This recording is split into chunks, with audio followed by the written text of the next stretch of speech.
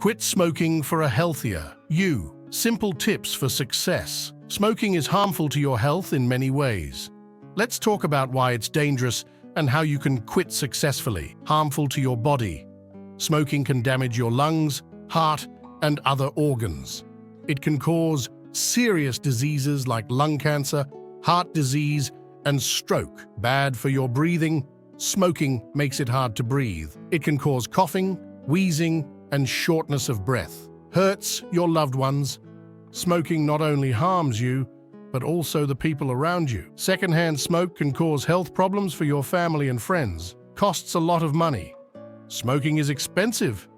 Think of all the things you could buy with the money you spend on cigarettes. Remind yourself why you want to quit.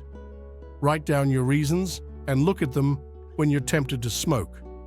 Remember, quitting smoking is one of the best things you can do for your health.